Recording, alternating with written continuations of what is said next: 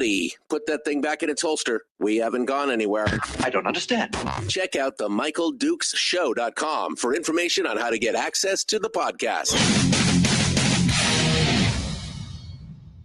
Welcome to the party, pal. The Michael Duke Show. I have 2 guns, one for each of you. Firearms Friday. As Thomas Jefferson stated, it is the right and duty of the people to be at all times armed. Say hello to my little friend. I say that the Second Amendment is, in order of importance, the First Amendment. The right to keep and bear arms is the one right that allows rights to exist at all. The Michael Duke Show. The right to keep and bear arms shall not be infringed. Firearms. From my cold, dead hands. Friday. Take my rifle, this is my gun, this is for mine, it's for fun. Firearms Friday. Yep. Baby. It's Firearms Friday. Sorry about that. Like, all these little buttons that causes me to do all this stuff. It was weird. The buttons were all stuck this morning. All of a sudden, hey, how are you? Good morning. Welcome to the program. It is the Michael Duke Show, broadcasting live across the state of Alaska on this, your favorite radio station and or FM translator, and live around the world on the internet at michaeldukeshow.com. where you'll find the audio-only live stream, links to our social media sites where we simulcast the radio show every morning on Facebook, YouTube, and Rumble, and everything else. Hey, how are you? It's Friday, TGIFF. Yeah, thank God it's Firearms Friday. That's what it's all about today. The Second Amendment, common sense gun legislation, firearms rights, tips, tricks, tactics. I'm so ready for this week to be over. But today is the day we get to unwind and let what I have left of my hair down.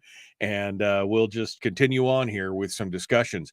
Big show today, packed show. We're going to start off here in hour one with a discussion with contributing editor to Reason Magazine, our friend from Arizona, J.D. Tuccille, is going to be joining us, and I'm going to smash together a smorgasbord of his different articles that all kind of wrap around to the same thing.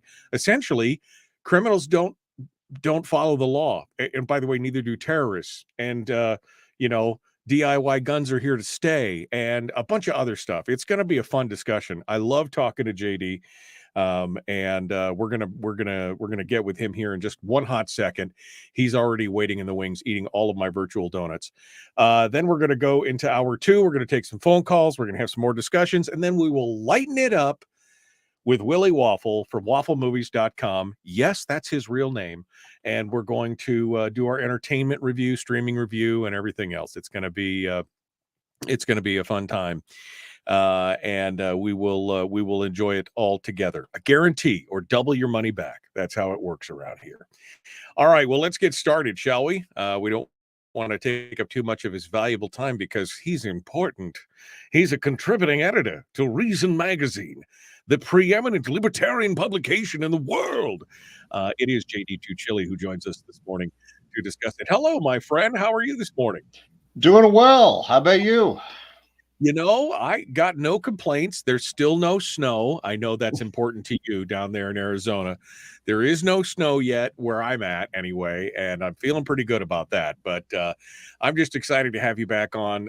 It's got to be, every 5 weeks or so, we got to have you on because you're always writing good stuff, and I'm ready to jump into it. You ready? Absolutely. Let's do this.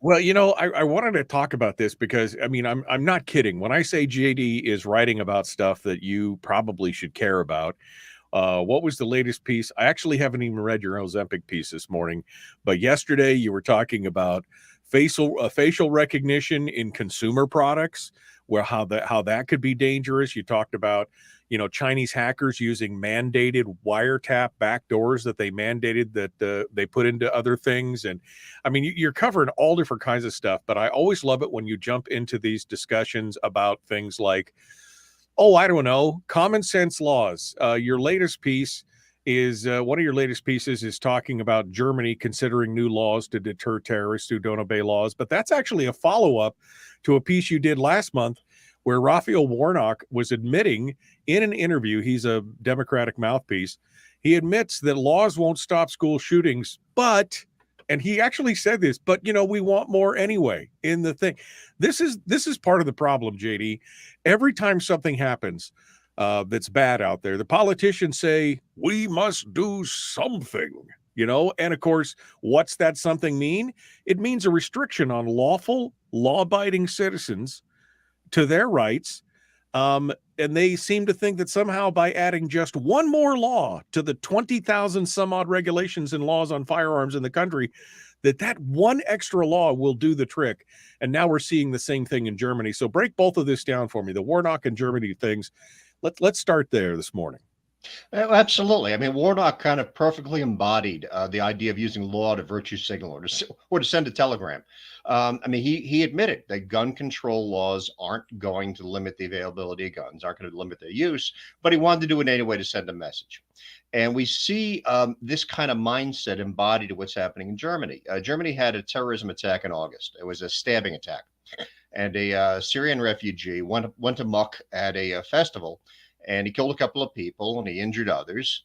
And now Germany is contemplating not gun control laws, but laws that look like New York's gun control laws, but applying to knives, which is about as ridiculous a thing as I can imagine.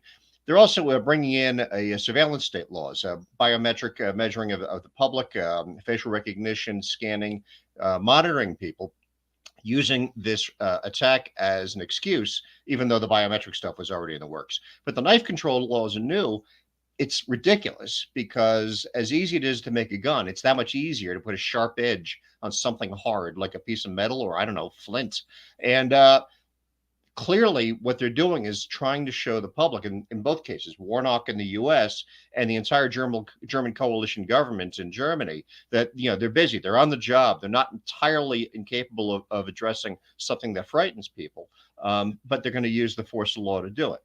The problem with this, we've discussed this before, is that if the law isn't really going to reach criminals, who's it going to reach?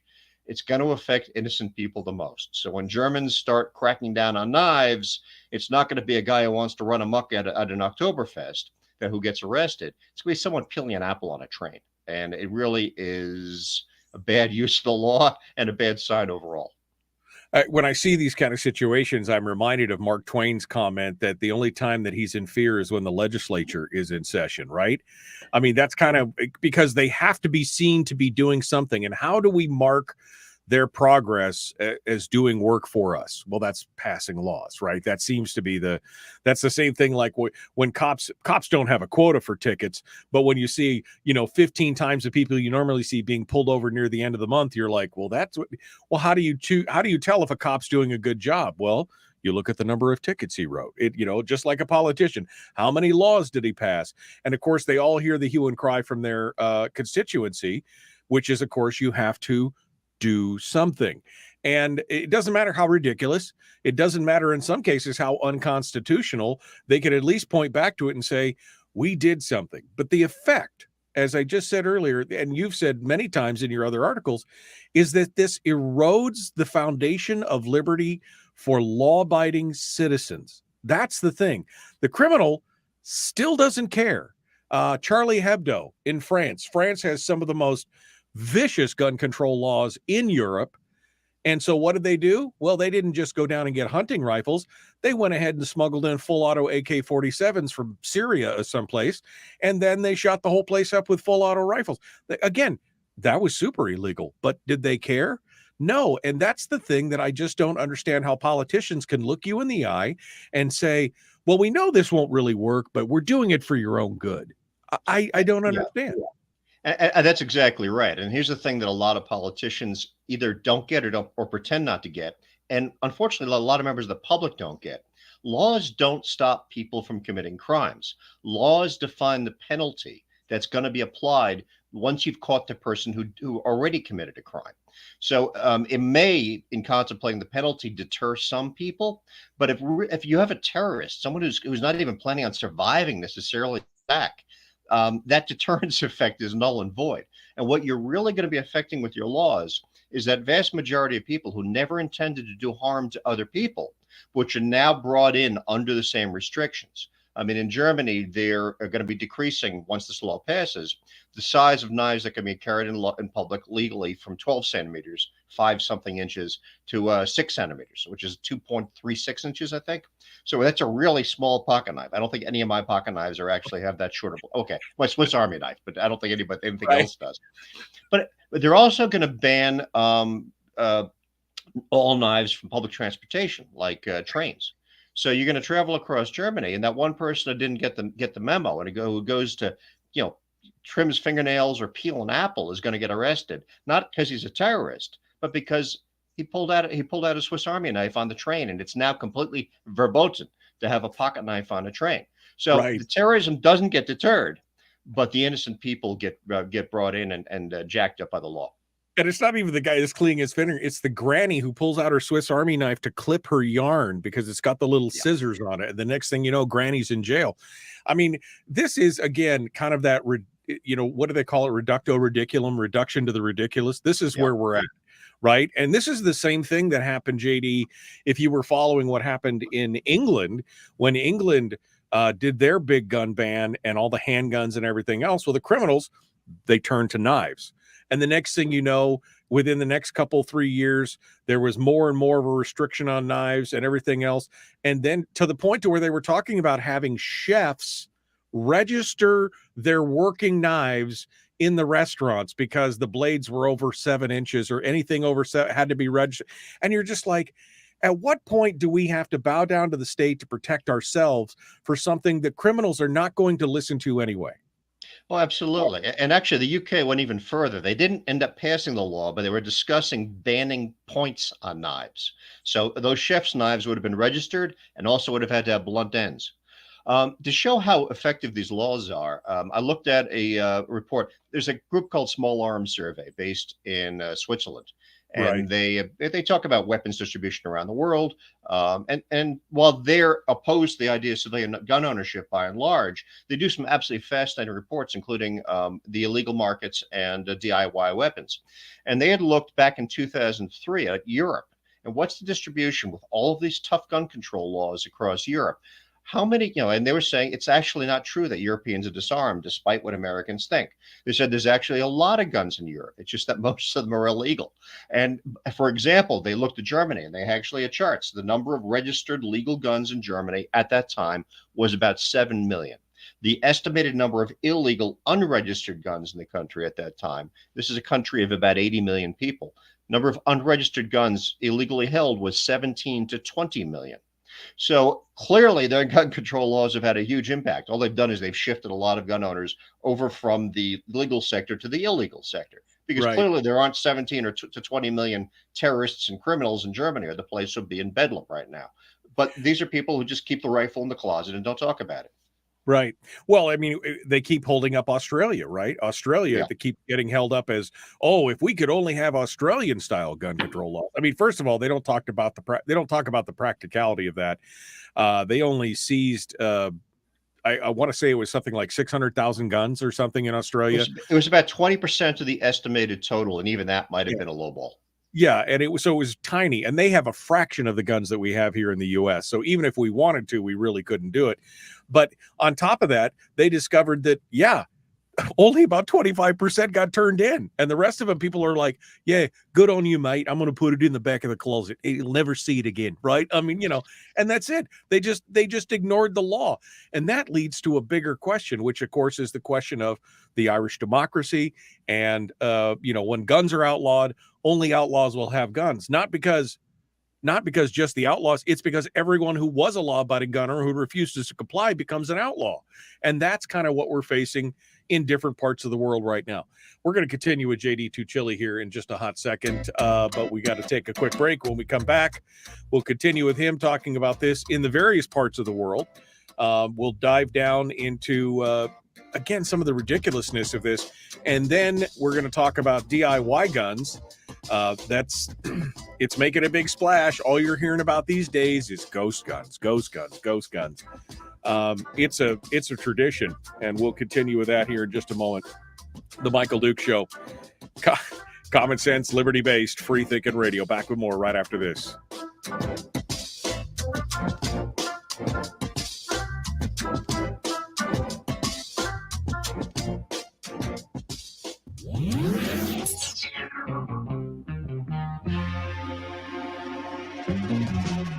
Running on 100% pure beard power. Oh, also some coffee. We dip our beard in coffee. Ha, nice beard. The Michael Duke Show.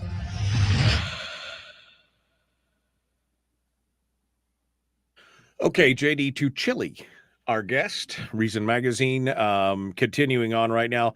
I mean, it's an old axiom, JD, and when I was younger, I didn't understand it until I really started thinking about it. The old axiom of when guns are outlawed, only outlaws will have guns. And I thought, well, sure, that makes sense because criminals don't care. But then I thought more and deeper about it, and I realized it's because citizens who don't believe that those laws are correct or constitutional or just don't want to comply because they're like, hey, I'm not doing anything wrong. They too now have become out. And that's what we're getting to. We're getting to the point to where we all become a nation of outlaws because stupid politicians 3,000 miles away want to decide how we should live our life, even though we've never broken the law in our lives. Actually, yeah, I was thinking back. I had a college professor, back when I was young, a long time ago. He was Danish, and he was taught political science. And he told us, you Americans, and and this is in class, you think you're the world's individualists. He says, you're actually extremely law-abiding internationally. He says, if you go to Europe, we view the laws in Europe mostly as suggestions, what the ruling class would like us to do. In America, you take it seriously. It's what you're supposed to do. And he says that doesn't mean you always obey it, but you obey it a lot more than Europeans do.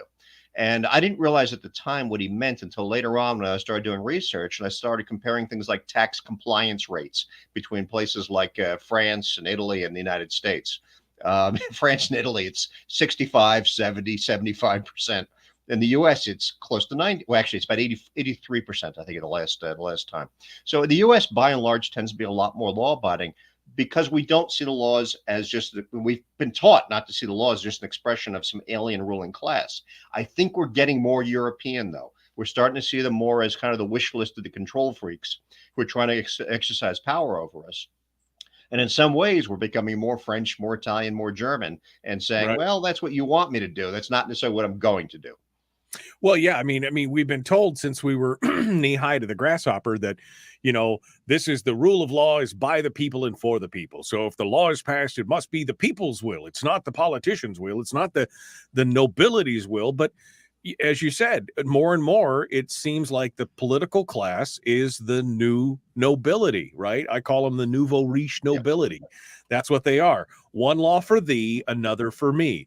I don't want you to have guns, says Kamala Harris, but I can have a gun. I don't want you to have guns, says Michael Bloomberg's, but I can hire bodyguards with machine pistols all around me to keep me safe. And so it's this whole ideology that somehow they are on high. There again, it goes right back to that right divine right of kings and nobility to rule. And I think more and more people are getting to the point to where, like, that makes no sense. Why would we follow a law like that when we've done absolutely nothing wrong?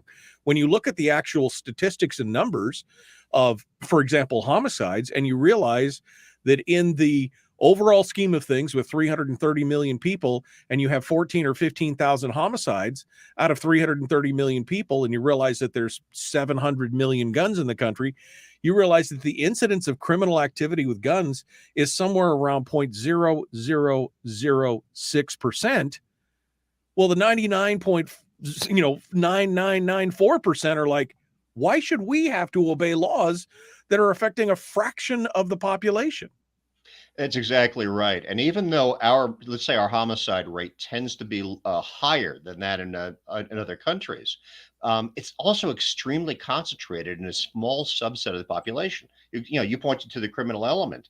Our homicide rate may be higher than that, say, of Australia or Britain or France, but those homicides are committed by a tiny percentage of the population. And if you were to address that tiny percentage rather than the whole population, you would address that homicide rate. So, but instead, of course, they don't want to seem unfair. They don't want to seem they're picking on certain people. Right. So we get laws that affect the whole population, and innocent people get pulled into that and jacked up and arrested and charged, even though the problem is extremely concentrated. Right. They say something like 60 to 70% of that homicide and violence is criminal on criminal activity. Right. But the criminals, they're victims. They're victims of society. They can't really control what they're doing, so it's not their fault. So everybody has to pay. It's that kind of communal kumbaya mentality that we see going on everywhere. We can't punish the people who are actually doing it. Everybody's got to be punished equally, except for us, because we're the nobility now, and you can't punish us because we've got another set of laws for us, right? I mean, that's where we're at. One of my favorite terms is acquaintance crimes, and they were for a while they were talking about murders committed by acquaintances, as if neighbors are going and popping each other, and this is a real problem. Turned out when you dug down, the vast majority of those were gang members. Yes, they were acquaintances. They knew each other in the gang, or they're in opposing gangs. They knew each other. That's all that term meant. So the language used tends to cover up a lot. Yeah, well, and of course, we've just seen what's happened with the FBI and their stealth revision of the new crime stats, right? Which none of the mainstream medias are talking about it, and it's astonishing when they're like, "Yeah, we revised it from a drop in crime to an increase in crime, but don't tell anybody." I mean, how are we supposed to trust anybody at this point? That's the question. All right, here we go. The Michael Duke Show, common sense, liberty-based, free thinking radio.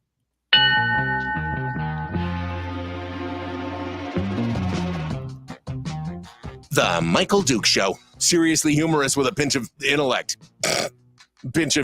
Sorry. That is humorous. Here's Michael Dukes. Well, it's a pinch of intellect. I mean, JD's got bigger pinches than I do, but, it is what it is. We'll deal with it. JD Tuccille, Reason Magazine, is our guest. We're talking about, laws and how it seems like the answer to everything here is, if we just had one more law, JD, and your piece on Warnock talks about this, again, that these unenforceable laws, they don't really help. And in fact, what they do is they create more friction amongst law-abiding citizens and law enforcement, right? They create more problems and more work for law enforcement instead of being able to focus on the people who are actually doing real criminal things. Instead, sometimes they're focused, now they have to focus on things like non-compliance with a stupid, idiotic gun control law and other things, and that creates more friction with the community. Well, absolutely. I mean, it's I'm thinking about that when I was reading the arguments in the Vanderstock case from last week in the Supreme Court. And the justice were posing some hypotheticals to the Solicitor General, who's representing the United States and defending the ATF's new reinterpretation of what constitutes a firearm, whether a parts kit is a firearm.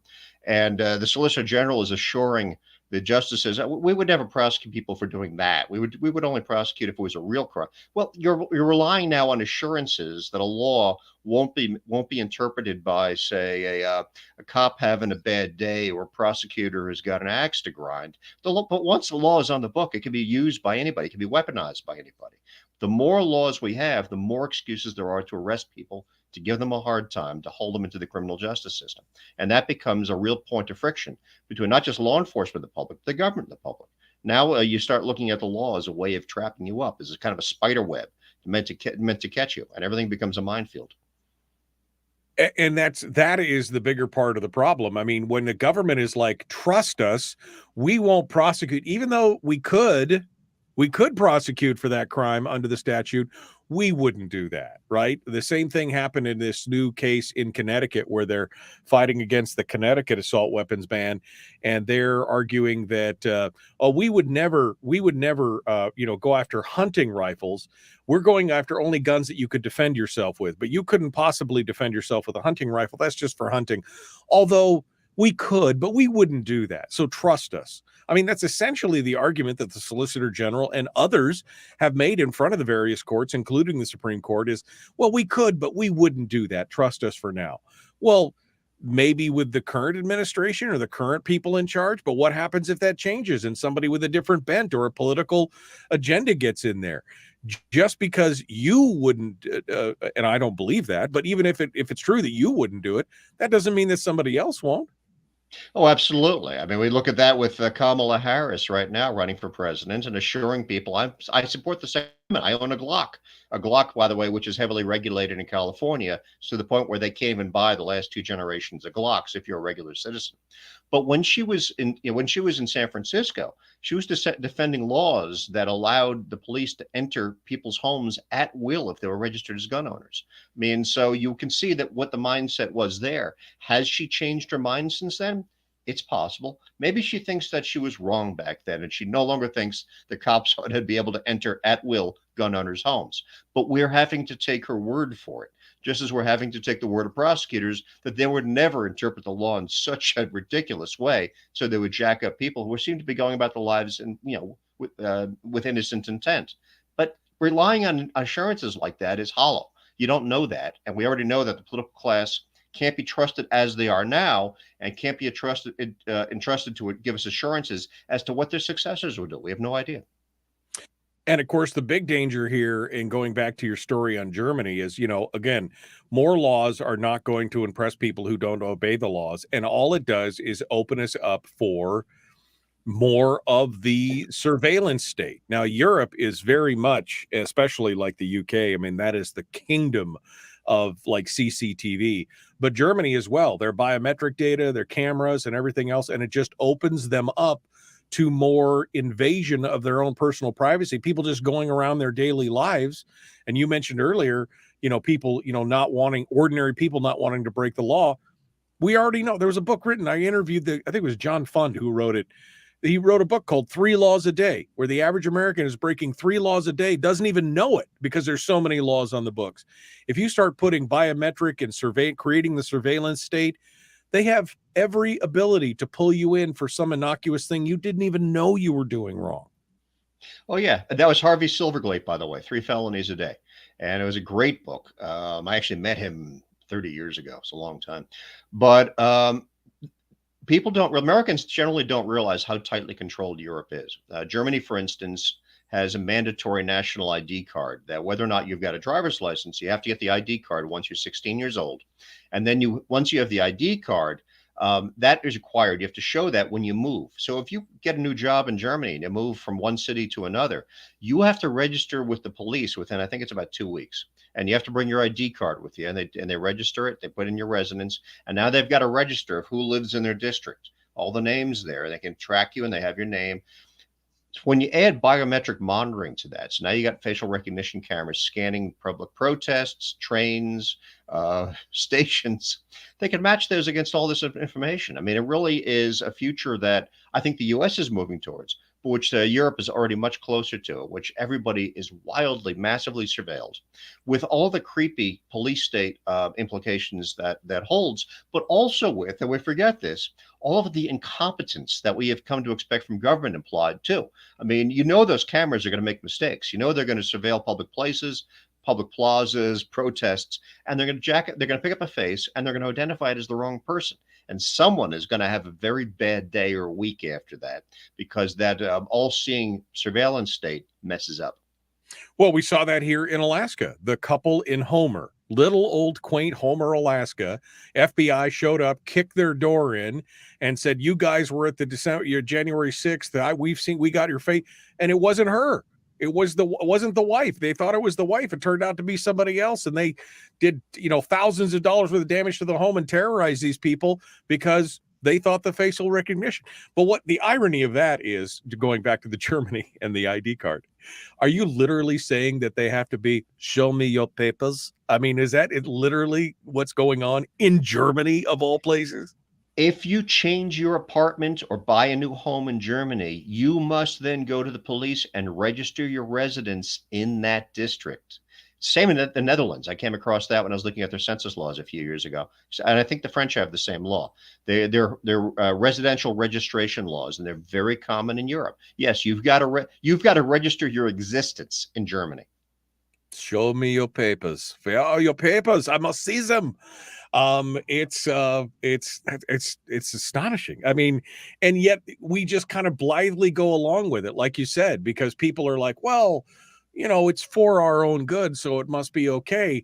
Again, rife for abuse, let alone, I mean, malicious actors is one thing, but even just the incompetence of government, how much of that stuff can be stolen by bad actors? We've seen that happen, the data breaches and everything else, where government information, your private information being held by the government, is then stolen and used against you. So do you want to give them actually more power on top of that?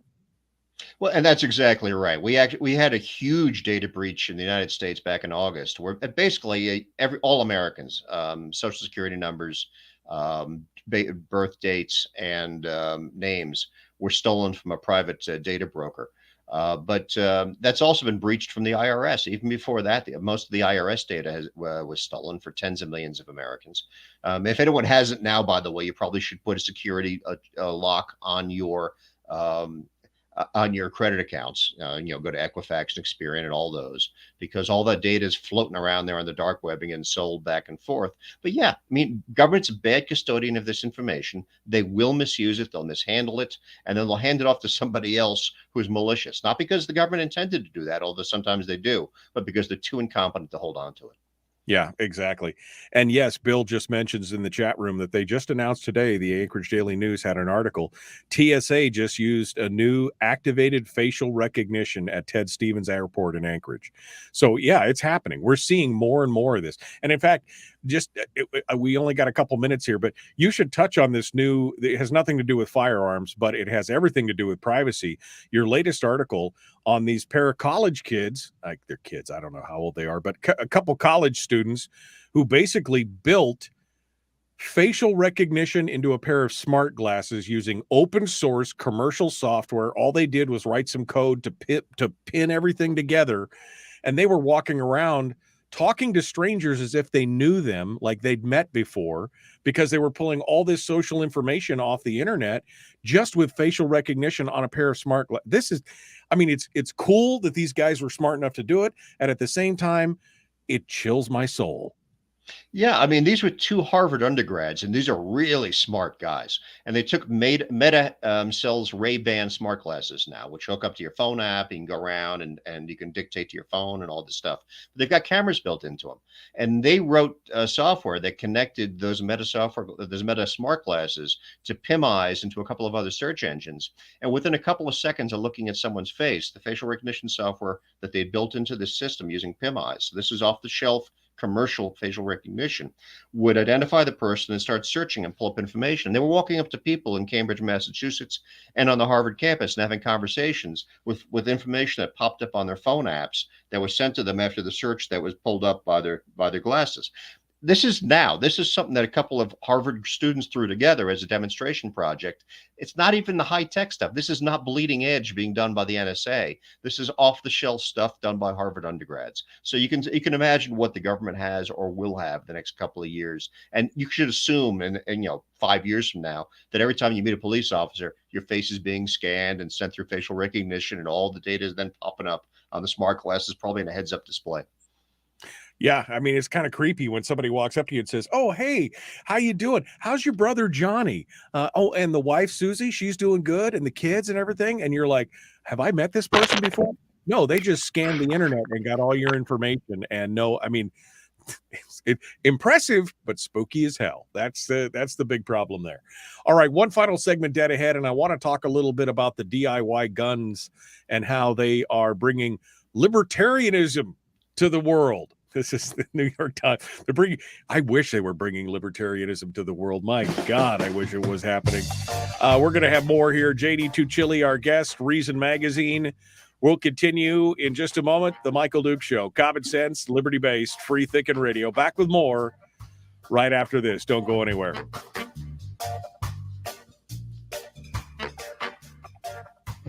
If you missed the show, you can listen to it on your time with Dukes On Demand. Oh, and it's free.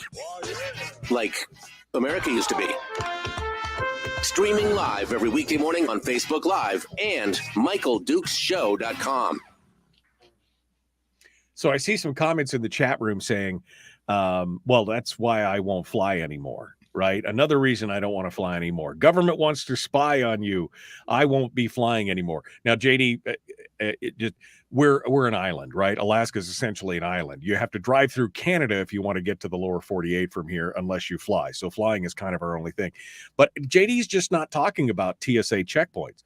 He's talking about these two kids, and it really is an impressive feat. These guys, I mean, they're geniuses, obviously genius level guys. They were able to cobble together just commercial level, off the shelf software and bring everything together to make these things happen. And if they can do it in their dorm room, what do you think the NSA is doing with their gazillion-dollar budgets in the dark and everything else? This is going on everywhere, right, JD? I mean, this is not just at TSA. This will be, like you said, the cop stops you for a broken taillight, he's scanning your face. You're at the train depot, they're scanning. You're crossing a highway border point, they're scanning your face. I mean, this is the surveillance state. It is. I mean, usually when we see a dystopian movie or you think about it, we imagine kind of surveillance cameras on the street corners looking down at the crowds, and you duck your head down, or you pull a hoodie up over it, and you're trying to keep your face safe. But I mean, this stuff is being built into wearables. Wearables being glasses, anything that can have a camera attached to it, which can be a lapel pin at this point. And certainly now that police officers very often have body cams, they're going to wire facial recognition to that at some point. So you're not talking about, okay, I'll avoid facial recognition by avoiding controlled places, entrances to, courthouses and airports, what have you. No, I mean, walking down the street now means that you're being scanned by somebody, or if not yet, it will within a very few years. Because if these Harvard students can do it with off-the-shelf smart glasses and a little bit of innovation, chances are some alphabet agency either has done it or is going to do a high-tech version of it, having seen what these Harvard students did. Right. Now, the good news is that the free market still rules. And there are groups and companies out there that are producing anti-surveillance apparel, hats that have infrared LED diodes and emitters, hoodies, coats, jackets that basically turn you into a white blob on the screen of any of these CCTV cameras, because it overwhelms the lenses of these things. And although they're not science fiction, but they're not heavily adopted by anybody that doesn't feel like having their anonymity or they're having their privacy invaded, they can go buy these things, but it's probably not something that's going to be universally embraced. No, I mean, if it takes more effort, the majority of people aren't going to do it. I will say that I experimented using my own house's security cameras and a couple of clip-on infrared flashlights on the brim of a baseball cap, and it does work. It washes out because those cameras see in a spectrum beyond our own natural sight. They see into the infrared, and it'll wash out those cameras, and it'll turn your face into a blob. So the technique can work, and there are other things you can do too, including certain patterns on shirts which confuse facial recognition algorithms because they think the shirt pattern is now another face. Other things you can do, but the cheapest and easiest way, honestly, is probably those clip-on infrared flashlights, or at least for as long as that confuses the technology. Of course, on the other hand, if they're watching video screens and they see a blob of white, you probably just became an instant target. So yeah, I mean, it's it's a trade-off, right? They don't know who you are, but if it's in real time and they want to go look at somebody, you might be the guy that they stop on the way through. That's 100% for sure. It's a little disturbing, JD, but this is where technology is taking us. And until we can find a way to pull the politicians off their high horse with their politicians' disease of somehow they know better than us how we should live our life, we're kind of stuck with this, right? I mean, we've got to find ways to fight it as much as we can, but I just don't see the technology reversing. I see an embracing of this technology. Yeah, I think that's exactly the case. I mean, if you go to a lot of major cities now, I know that Madison Square Garden, for instance, uses facial recognition at its entrance to keep out people that they've ejected in the past for being problems. People with whom they're having lawsuits. You know, they'll identify the face and pull them aside as they enter. So, I mean, because it's easy to implement, it's become very cheap to implement. It's off the shelf. It's going to become really ubiquitous. We're going to have to see it everywhere in private venues, public venues. The systems won't necessarily all be tied together, but our faces will be scanned. We will be tagged, and at some different points, it's going to inconvenience us or just freak us out because it's going to become part of our everyday life, and that's going to be very soon. Yeah, exactly. Good luck with the keeping your right to privacy in public from now on. I mean, basically, forget about I'm not going to fly anymore. Basically, you're never going to leave your house anymore if that's the case. Until, of course, they hack your Amazon cameras or your Nest cameras or your Ring cameras in your house, and then they can watch you there as well. But hey, you wrote an article about how most people, or a big chunk of people these days, would embrace that, right? I mean, that's the... You write so much good stuff, my friend. It's so diverse and it's so terrifying at the same time. All right, we're going to talk about DIY guns and this piece from the New York Times on this. Here we go. The Michael Duke Show. Common sense, liberty-based, free-thinking radio. The Michael Duke Show. Not your daddy. Wait, sorry. Not your daddy? Ooh, not your daddy's talk radio. Huh. Whew. I was scared for a second. Thought we were going down. Here's Michael Dukes and the show. Yep, teaching you every day how to be ungovernable. That's what we do. We're all going to be tagged ungovernable, malcontents. That's it. If you listen to this show, you might as well get a T-shirt that says malcontent. That's what it's all about around here. All right, JD Tuccille is our guest, contributing editor for Reason Magazine. He's been a warrior on the whole DIY gun front. I mean, you wrote an article a couple of years ago about building an AR with your son and doing the whole, talking about the whole 3D printing thing and everything else. And finally, you got some big attention. I mean, not you specifically, but even the New York Times says DIY guns, they're kind of saying they're here to stay and they're bringing libertarianism to the world. They keep using that word. I'm not sure it means what they think it means, but give me the rundown on this article here. Specifically, they were referring to what's called the FGC9, which is an acronym which I cannot say. Let's say it means F Gun Control 9, and it is probably the most advanced 3D printable gun that's been developed so far. There's a bunch of them that are really very cool.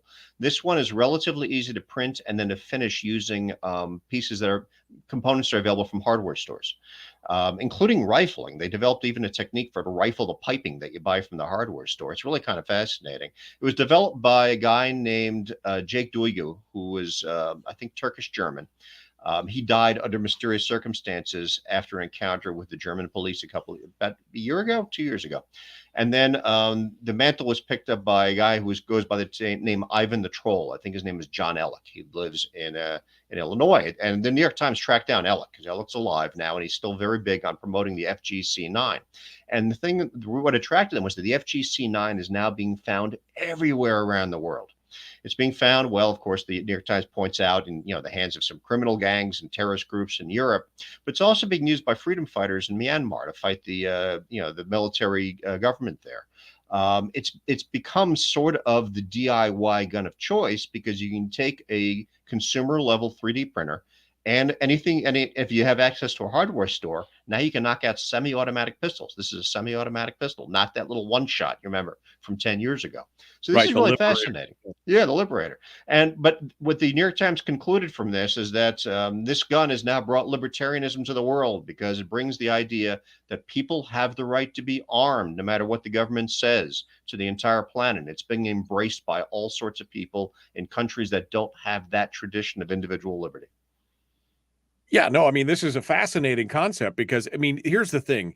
Information, I mean, the whole you can't stop the signal kind of thing, that's 100% correct. Once something is in the wild, I mean, right? I mean, this is the old axiom of don't put naked pictures, don't send them over the internet to your friends, because once it's on the internet, it's on the internet.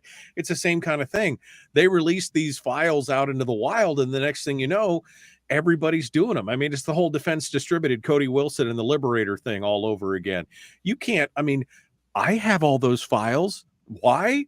Because I figured one day they'd take them all down. Have I ever used them? No, but I've got them in a file somewhere where I can do it, because who knows, maybe one day I'll want to play around with that. I mean, making guns especially in America is a uniquely American thing. We've been making our own firearms since before we were a nation, before the Revolutionary War. That is who we are, and it's something that we are unique in the world in, is that we have the right to do that. But now they're continuing to squeeze this down, and the tone of the New York Times article is this panic of kind of, I mean, they use libertarianism as almost a dirty word, right?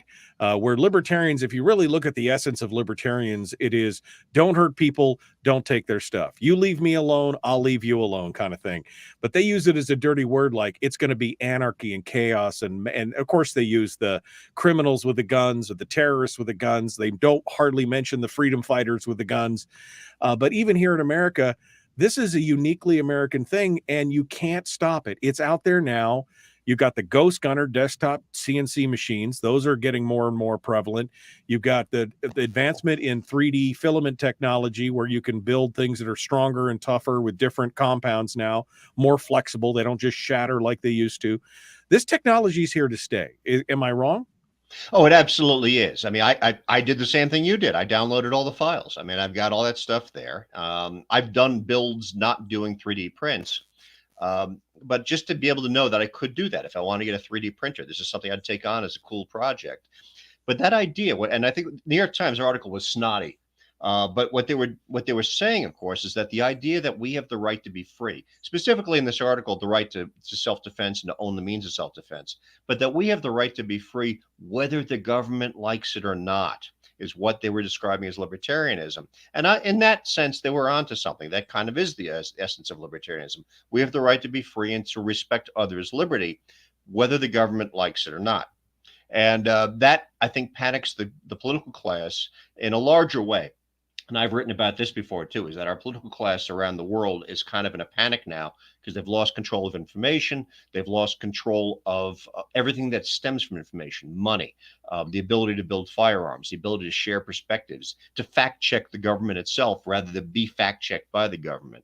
And so that tone of snottiness and panic came through in the Times piece based upon this, this homemade DIY gun, which was developed by a German, advanced by an American, and the plans for it are now across the entire planet. Owning those plans, by the way, is a felony in parts of Australia and in the UK. But that doesn't stop you from having those digital files because, like you said, you can't stop the signal. You can't stop the signal. You mentioned Switzerland's small arms survey in a previous segment, and you were talking about, some of their information that they brought up. And even they say that, globally, privately made firearms, DIY firearms, represent a small percentage of the illicit firearms, but it's changing quickly. Again, it's just showing that you cannot suppress information.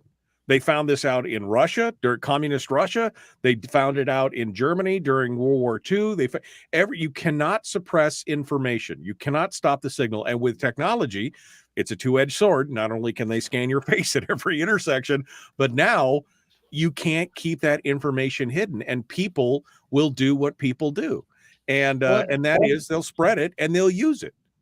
Absolutely. And it's funny because back in the day, during the Cold War, we used to celebrate the Russians, the Soviets who engaged in samizdat. That was the underground press, where they'd photocopy or hand copy essays and even whole books and pass them around. And the word then was that, they can't stop information. It'll be smuggled in, it'll be shared, it'll be passed around. Well, the technology for sharing information is vastly more advanced now.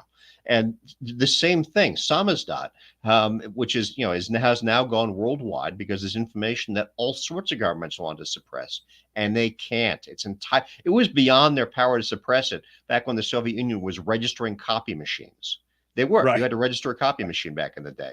Now that you've got the internet, now that you've got digital files, the idea that you're going to suppress the sharing of information, which could be emailed to 1,000 people and be around the world in minutes, is done. It's over. And I think they've realized that, and they are in a panic. Yeah, some people had a machine gun in their basement or in their attic. Some people had a mimeograph, a hand crank mimeograph in their, unregistered mimeograph in their thing.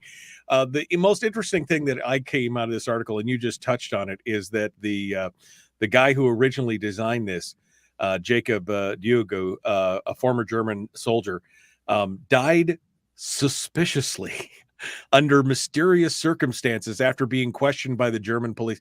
Again, this is how much the powers that be do not want this information out there. We don't know what happened, but we can suppose, right? Anybody who's dies under mysterious circumstances after being questioned by the police, I mean, what does that say to you?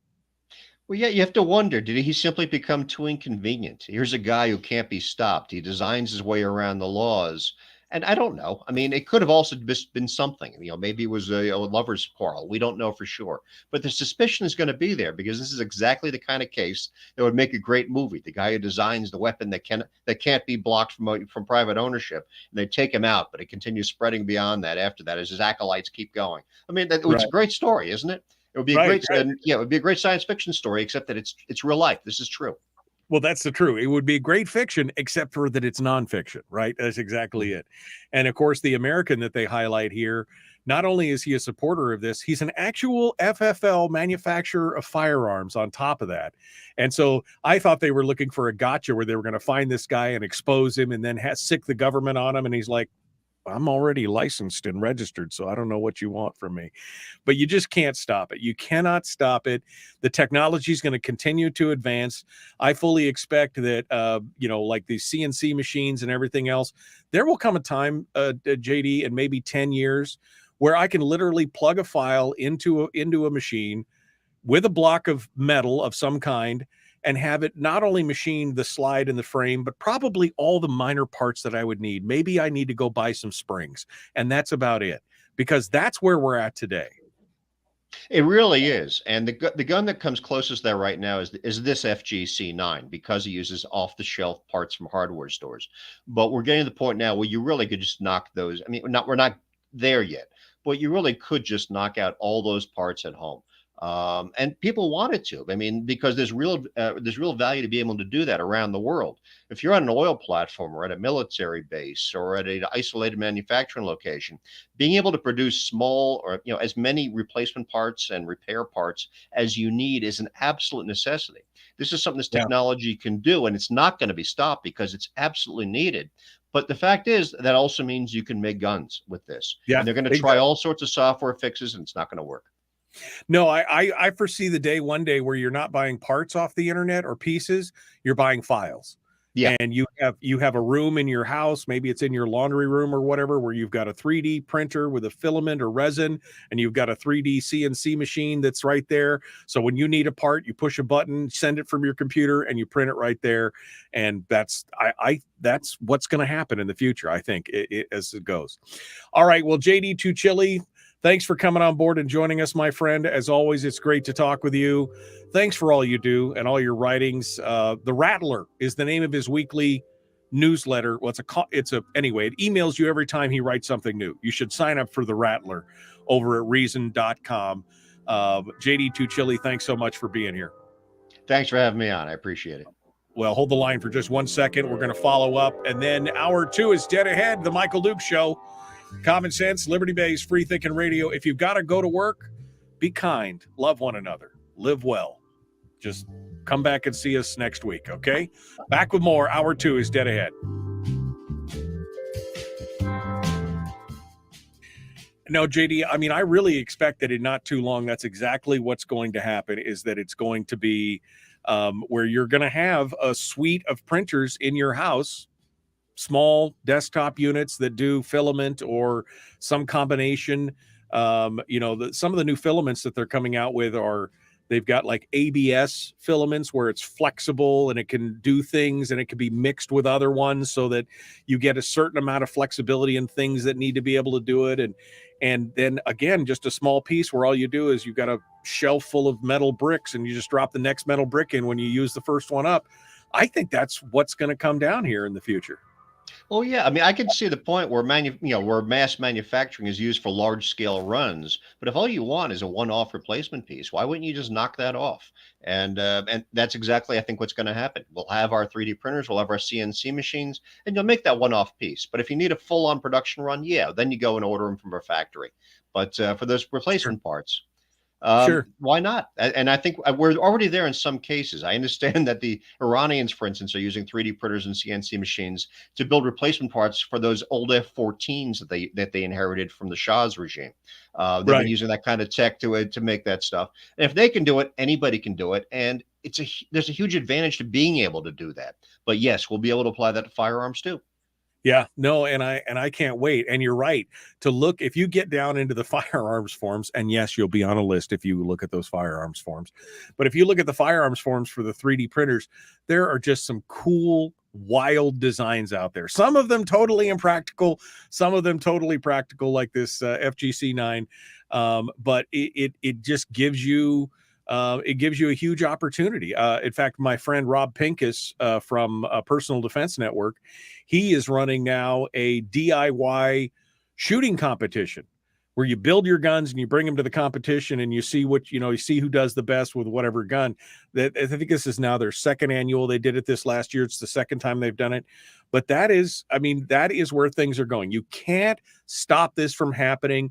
All the hand wringing and, like you said, the snottiness and the hoity-toityness, none of that's going to matter because you just can't stop people from doing what they're doing.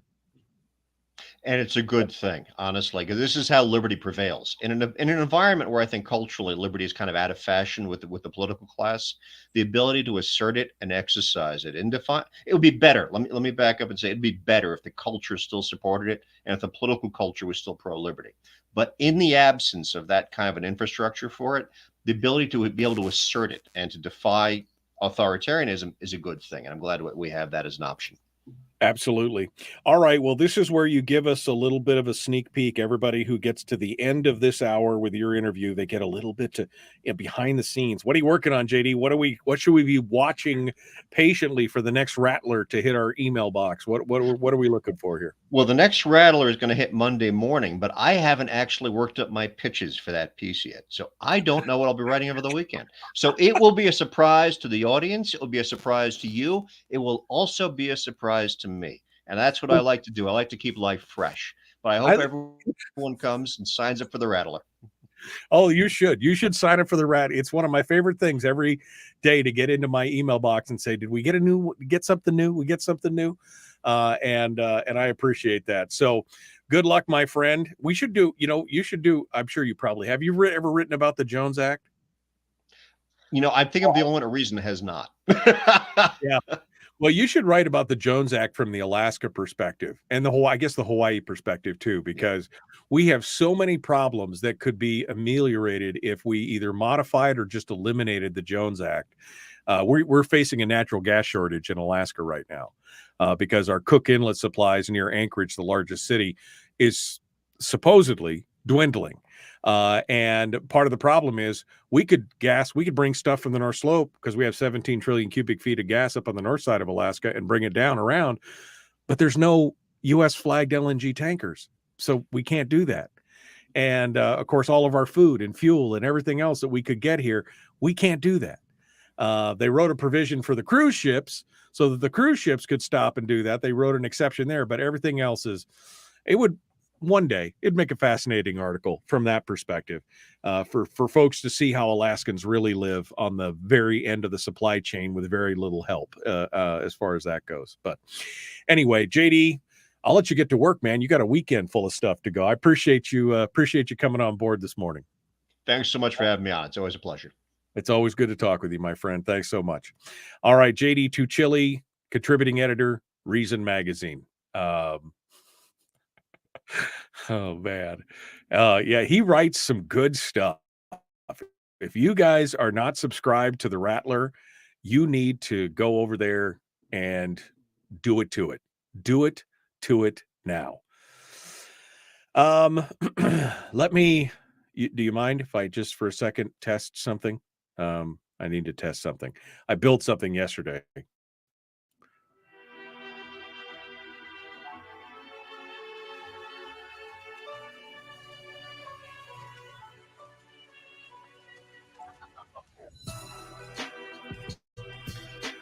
Okay, I just wanted to make sure that it worked.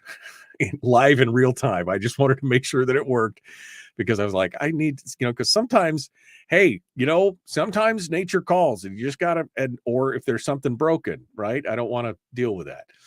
All right, I'm going to go ahead and turn on the phone lines because I didn't do that earlier this morning. So let's get the phone lines up and running, and we will get ready to take some phone calls and talk about some other stuff. If you guys want to comment on anything that we just went over with JD, now you can do it. We can do it right now. Or I'll cover my stories or anything else. You guys want any gun Q&A questions in the chat room today? I'm happy to deal with it. So let's get to it. Here we go. The Michael Duke Show. Common sense, liberty-based, free-thinking radio. We're going on. Hour 2 is right now.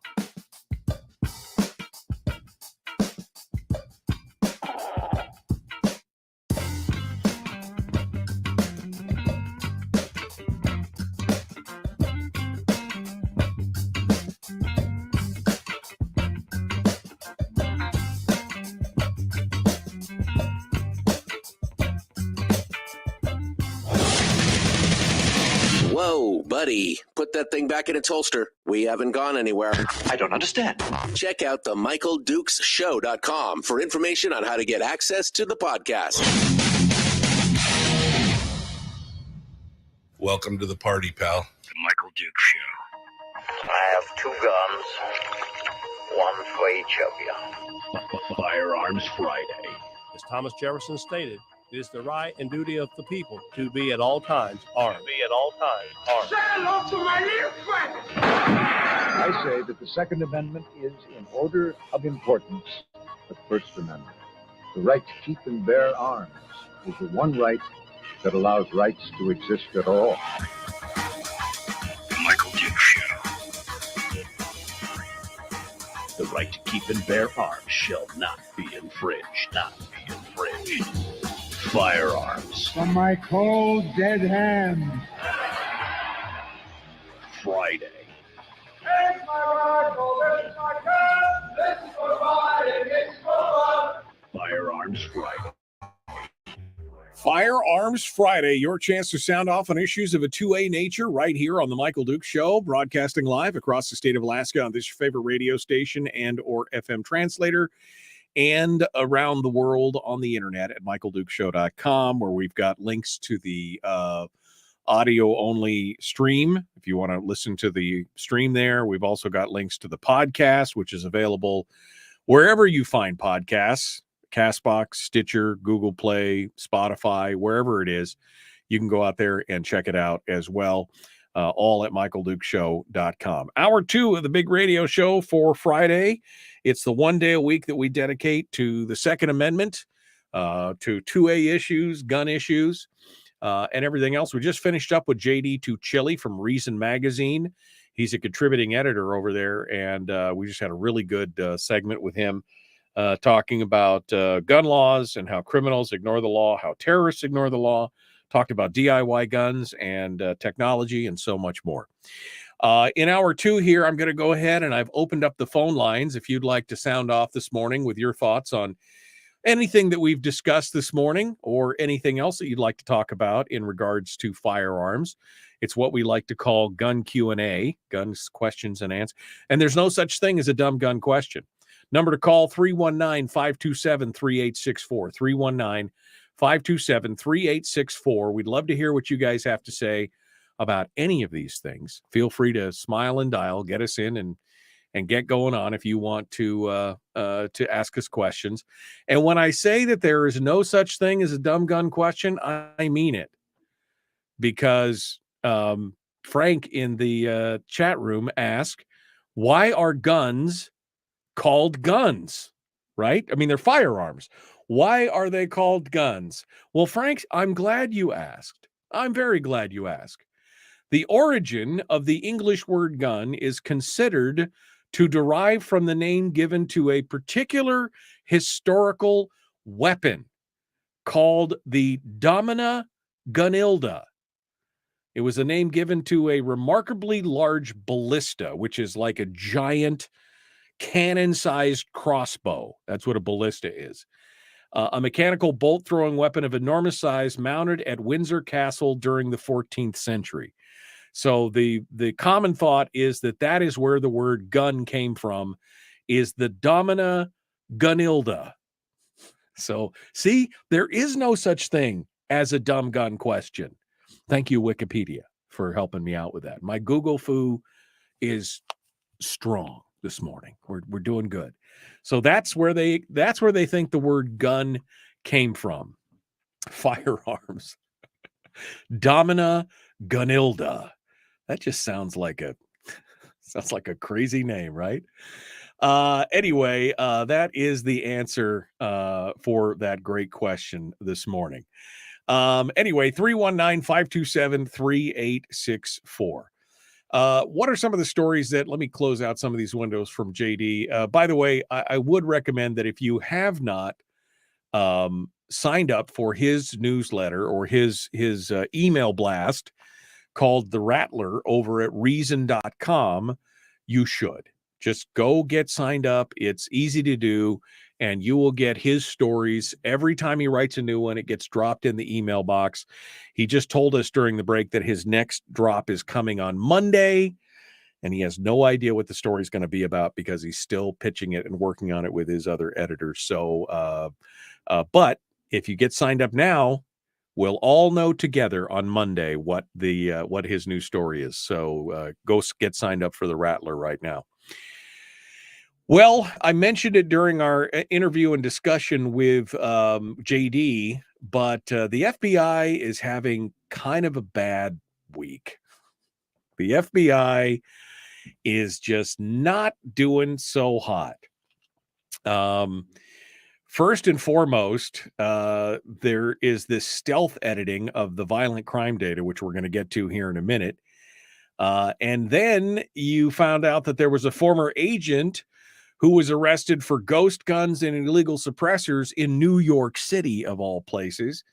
And finally, the cream on top, the cherry on top of the whole pile of steaming mess this week, is that they found out that parts from supposedly destroyed guns from the FBI, and Tom Knighton says, to be fair, from the DEA as well, ended up in so-called ghost guns. The Washington Examiner's got a piece on this right now. The FBI and the DEA have been slammed in a new audit that says insiders stole gun parts slated for destruction that later ended up in a ghost gun seized during a criminal case. Both agencies were accused of poorly securing critical pistol parts that could easily be taken by anyone inside the FBI and DEA training academy at Quantico, Virginia. They concluded, according to the FBI director, the Inspector General, Michael Horowitz, to the FBI and DEA, he said, "We concluded that inadequate policies regarding the destruction of employee-issue firearms create significant risks that firearms or their parts could be lost or stolen and used in subsequent crimes without accountability." These are the people, these are the only ones, as my friend David Codrea would say, these are the only ones that can be trusted with firearms, right? Military and law enforcement, the only ones, except for apparently some of the people who are in military and law enforcement also may have a streak of anti-authoritarianism or criminalism in them. Because the issue was discovered last year when an unidentified suspect was arrested with a ghost gun, which is typically made from kits that didn't require a background check. While investigating the case, the DEA realized that the barrel and slide for this ghost gun came from a DEA gun that had been destroyed, or that was to be destroyed, in 2019. The slide and barrel were part of a DEA employee-issued firearm that had been destroyed over 3 years previously, said the memorandum. I mean, the paperwork don't lie, right? The paperwork couldn't possibly be wrong. The story goes on to talk about how it seems like these parts were just they were stored in a barrel. The barrel was for guns that were meant to be destroyed, which wouldn't be an issue, except that the gun cleaning room at Quantico was wide open. It wasn't secured. It shared a building with the cafeteria. And apparently no one bothered to add any additional security to the part of the buildings where the firearms and the firearms parts were stored. They just had a barrel o' guns. You know, that's what I want. That's what I want in my bunker. I just want a barrel o' guns. Can you get somebody find me a place to buy that? I want to buy a barrel o' guns. Yeah, apparently they just threw all the guns in this barrel. That if this is for the, are these the ones? Is it? And at what point did guns become disposable? Right? Are you telling me? Now I've shot a couple thousand rounds probably through my pistol. At what point do I go, oh, this thing's just wore out? You know, I should just throw this away and get a new one. So I've got some thoughts on this, right? I mean, how many these agents have to qualify every year, right? If somebody's in law enforcement and can tell me how many that is, I think it's only, you should have to qualify once a year. And usually that's like a couple hundred rounds of ammo, right? To qualify 100, 200 rounds of ammo, maybe. I don't know, having never had to go through a law enforcement qualification, but I from what I remember people saying that's probably about right. So even if you've had that gun for 5 years and you've never shot it in the line of duty in a firefight, you just did that's only 1,000 rounds in 5 years. Are you telling me that they are just like, oh, this thing's wore out. Just throw it in the bucket, Charlie. Throw it in the barrel o' guns. We'll get you a new one. So first of all, I'm like, wow, that seems really wasteful. Second of all, they were going to destroy them, to which I say, wow, that seems really wasteful. And then they were going to issue them a new one. Okay, all right. I mean, and that seems really wasteful. But on top of that, they didn't even bother to secure the people who are out there telling us that we are too lax with our guns. Didn't we safe store them? Don't we have biometric locks? Don't we have trigger locks on? They threw them in a barrel o' guns, right? And they didn't secure. Basically, it means that anybody who had access to Quantico, Virginia in general, just anybody who could walk into the facility could have just picked up and walked out with the thing. Just picked it up and what? But don't worry. We have to make sure that we have mandatory safe storage laws. We have to make sure that we cover all this kind of stuff. I mean, this is the same thing. Remember the ATF agent in Chicago when ATF was telling everybody how bad we all were because we couldn't do it? And then there was an ATF agent who lost, I was like 4 or 5 full auto MP5s out of the back of his issued car because he didn't secure them properly. But they're the only ones that can be trusted to have firearms. We're not trustworthy enough. We're not. So this was like the cherry on top for a very bad week for the FBI and the DEA, but the FBI specifically, because they've just been taking a little bit of egg on their face on every front. And they're supposed to be the preeminent law enforcement agency in the country. And they just continue to drop the ball along with the DEA and along with the Secret Service. Did you see the latest Secret Service report? Oh, man, it is scathing, absolutely scathing. So anyway, this is just one more thing. We're going to talk next about the other big thing that happened this week. And I got a text from John Lott about this earlier this week. He sent me a text outlining some of this stuff. And I was just like, wow, we're going to talk about it. It is the stealth edits to the crime data. And this has got such an overt political smell. Oh, man. I mean, just, oh, man. And first, people thought it was just Dr. Lott making a fuss about it. But once he brought it to the attention of other academics and statisticians and people who are in the criminal justice world, this is creating a bit of a fervor.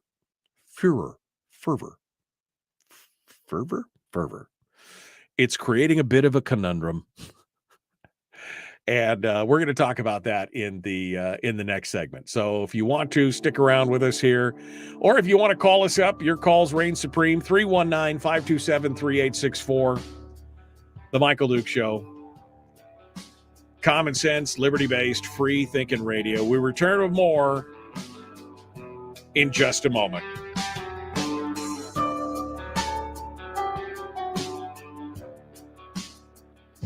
If you missed the show, you can listen to it on your time with Dukes on Demand. Oh, and it's free. Like America used to be. Streaming live every weekday morning on Facebook Live and MichaelDukesShow.com. Okay. Where are you? Where are you now? We'll go over here. Man, I'm glad I learned that today. Where the word gun came from. Dominilla. What was it? Domina Gondilla. Just sounds like a dominatrix name. Anyway. Wow. Law enforcement uses the term converted property. Converted property. Is that what we're talking about? For the pistols and pieces? Oof. That barrel of guns is right next to the barrel of trunk monkeys. Barrel of monkeys. It's never worn out. This is Jeannie. Jeannie was in law enforcement. So what? Never worn out. Currently commissioned, must qualify every 12 weeks. So you got to qualify 4 times a year. Retired is annual. So if you're a retired law enforcement and you want to qualify, you have to do it every year. But if you're currently commissioned law enforcement, you have to qualify every 12 weeks. But is it ever, I mean, even if you had to qualify 4 times a year, and I mean, I don't think it takes more than 100 or 200 rounds to qualify, right? Maybe you're doing a lot of shooting on your own, but statistics show that most law enforcement officers only shoot their gun when they're getting ready to qualify, that they don't do like, weekly training or anything like that. That's not my numbers. That's numbers that came out here a couple of years ago. So, I mean, how is it? Is it worn out? Did you wear out the pistol? I mean, how many rounds do you have to put through a pistol to wear it out? Thousands of rounds usually, right? Anyway, a preeminent law agency made up of humans? Yeah, I know. Exactly, right? I mean, that's just crazy talk right there. Yeah, Domina Gondilla. I love it. Domina Gondilla. Oh, yeah. I'm all about it. Oh. I'm still so tickled by that right now. Let's talk for a quick second here about Tim Waltz. I'm not going to get to this story on the air, but I wanted to read it real quick. Cam Edwards over at Bearing Arms put it up. He says, Tim Waltz yammers on about the right to hunt deer while Minnesota judge lets shooters walk with probation.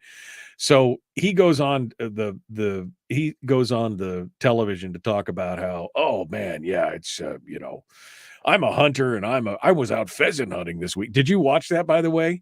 Coleon Noir had a video about Waltz going on this photo op where he was out there pheasant hunting. And he was he did not know his guns. Okay, let me just put it that way. It was very obvious that he had no idea what he was doing. he's a hunter, but he had no idea what he was doing with his firearm. Anyway, he said, I'm a pheasant hunter. I think the vice president and I are the first Democratic ticket who are both gun owners. We believe in the Second Amendment. But, and then he goes on to talk about all the stuff. Ironically, this week, a judge in Rochester, Minnesota sentenced 20-year-old Anthony Lavelle Frazier for his role in a drive-by shooting and attempted robbery. Drive-by shooting. Frazier was originally charged with first-degree attempted murder, 2 counts of second-degree assault, and first-degree aggravated robbery. But the prosecutors dismissed those charges and allowed Frazier to plead guilty to a single count of aiding and abetting a drive-by shooting. The plea deal did not include a recommended sentence, and today the judge in the case placed him on 5 years of probation. So even the people, drive-by shooting and robbery. But we're the problem. Law-abiding gun owners, we're the problem. 5 years of probation for a drive-by shooting. There was 4 felonies. He had 4. No, it's these ass clowns. They got to go. They just got to go. Seriously, at some point, what sense does that make at all?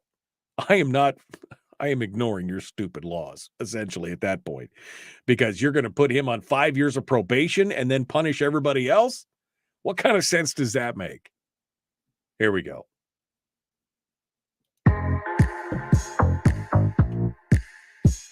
The Michael Duke Show, proudly splitting the left versus right dichotomy. Yeah, I had to look that word up too.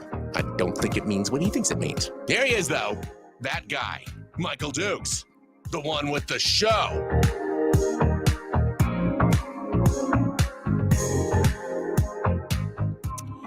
Okay. Welcome back. I just got a little wound up. There's a story about Tim Waltz doing an interview and bragging about his gun credentials. He is such a FUD. I don't know if you watch the Coleon Noir. If you don't follow Coleon Noir on YouTube, you probably should if you ever get on YouTube, because he has some really great commentary on this. And he had video of the Tim Waltz photo op where Tim went to go out and go pheasant hunting. And it's so obvious that Tim Waltz, great white hunter, Tim Waltz stalks the game in the prairie. It's so obvious that Tim Waltz has no idea what he's doing. Everything he's wearing looks like it was purchased 10 minutes before at the local Dick's Sporting Goods. And he's trying to figure out how this shotgun works and obviously can't, it's just. But Tim Waltz, he's a hunter. He's a gun owner. So is Kamala, in case you didn't know. She's a gun owner. She'll shoot you if you come into her home. And then, anyway, this article goes on to talk about how yet in his home state of Minnesota, where Tim is now just telling you how everybody should be following safe storage laws, and we gun owners are part of the problem because we refuse to just give in to common sense gun legislation, that a 20-year-old kid who was not convicted but accused and arrested for a drive-by shooting and robbery was charged with first-degree attempted murder and assault on 5 different felonies. The judge put him out and gave him 5 years probation. They toned it all down and gave him 5 years probation for a drive-by shooting. But it's our fault because we won't listen to common sense gun laws. That's, we won't. All right, back to Dr. John Lott. Dr. Lott has released a new piece over at realclearinvestigations.com. And he's talking about the FBI quietly revising. Now, we were talking about this with Dr. Lott, 2 weeks ago? How he was saying the FBI is the numbers are completely underestimating because he had the crime victimization survey. And he's like, these numbers just don't work. They just don't add up. There's something totally wrong here. So back in 2022, when they released those statistics, they touted a 2.1 decrease in violent crime. And he's like, those numbers just aren't right. And he told them that they were not right. Remember, Dr. Lott used to work in the Department of Justice statistics under the Trump administration. He was there. Well, now he found out that the FBI in just the last few weeks has quietly revised their most recent data, showing instead that violent crime actually increased by 4.5%. For those of you counting at home, that's a 6.6% swing in the wrong direction. It went from 2.1% decrease in violent crime to a 4.5% increase in violent crime. Now, you'd think something like that, they might want to, a press release, hey, we've got new data or something happened, or no, they just, shh, nobody will notice. Nobody look this way. Well, the new figures reveal tens of thousands more crime than what was originally reported. Here's from Dr. Lott's piece. The actual changes in crime are extensive. The updated data for 22 reports that there were 80,000 more violent crimes than in 2021. There were an additional 1,700 murders, 7,700 rapes, 33,000 robberies, 37,000 aggravated assault. And the question naturally arises, should the FBI's 2023 numbers be believed? Without the increase, the drop in violent crime in 2023 would have been less than half as large, only 1.6% instead of the reported drop of 3.5%. And the FBI isn't the only government agency that's been revising its data. The Bureau of Labor Statistics massively overestimated the number of jobs created during the year that ended in March by 818,000 people. The FBI crime stats revisions reveal how much guesswork is involved in even the final, quote-unquote, numbers often seized on by politicians. The FBI simply doesn't count reported crimes. Instead, it offers estimates by extrapolating data from police departments that report only partial year data. The Bureau also makes estimates for cities that report no data at all. The FBI's method of generating these estimates changes over time, and it affects the figures they report. And of course, there's also the human error in there.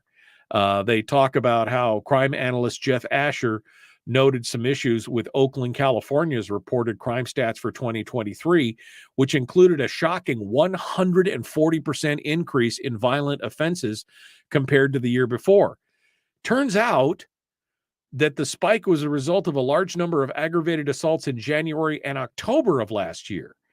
It went from 304 aggravated assaults in December to 3,000 aggravated assaults in January, and from 565 aggravated assaults in September to 3,200 aggravated assaults the following month. In a follow-up, the Oakland PD says those spikes didn't actually happen, not to that degree, and the bad data given to the FBI was the result of human error. Somebody done punched the wrong button. But politicians, they just latch onto this stuff. This is and of course, when it fits their narrative. And now that it's changed, and why do you think the FBI didn't put out a press release saying we're revising the data? Because all those talking points we're hearing about on the campaign trail, oh, we brought crime down. Oh, you mean crime jumped? Oh, never mind. We won't talk about that. That's just, But according to Lott, he spoke to several criminal justice experts who are very troubled that the FBI is essentially hiding the revised crime data. They quote Carl Moody, a professor at William and Mary College, who specializes in studying crime. He says, I've checked out the data on the total crime from 2004 to 2022. There were no revisions from 2004 to 2015. And from 2016 to 2020, there were small changes of less than 1 percentage point. And then since then, huge changes from 2021 to even 2022, especially without an explanation. It makes it difficult to trust the FBI data. The preeminent law enforcement in the world. Makes it difficult to, yes, it makes it difficult to trust them. Thomas Marvel, the president of JustTech Research, a criminal justice statistical organization, said it's up to the FBI to explain what they've done, and they haven't explained these large changes. Jeffrey Anderson, who headed the DOJ's Bureau of Justice Statistics from 2017 to 2021, says the FBI's process, such as how it tries to estimate unreported figures, has long been a black box, even to the Bureau of Justice Statistics.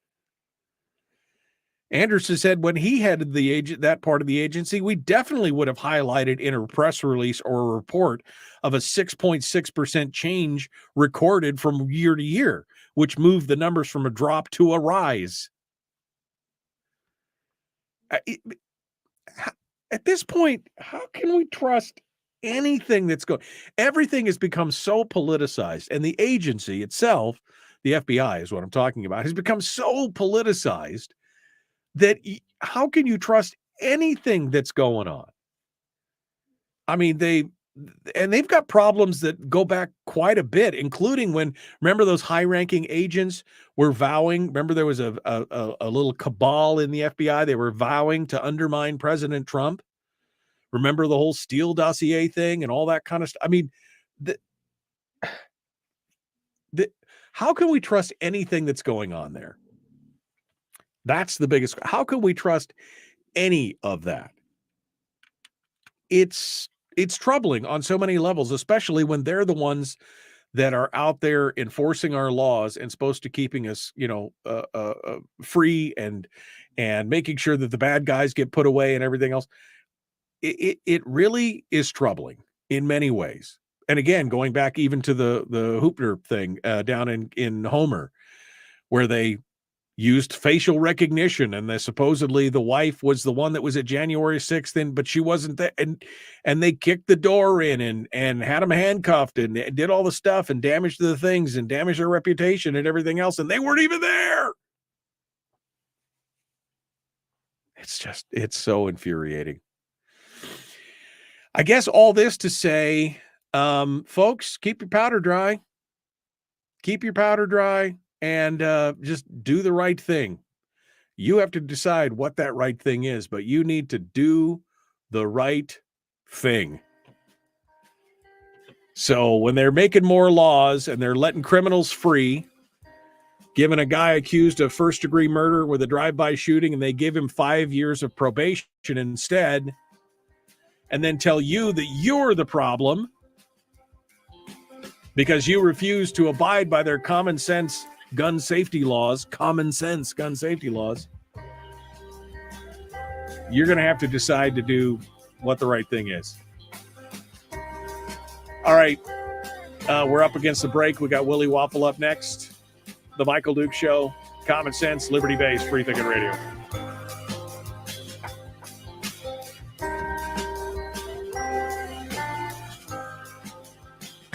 Streaming live every weekday morning on Facebook Live and MichaelDukesShow.com.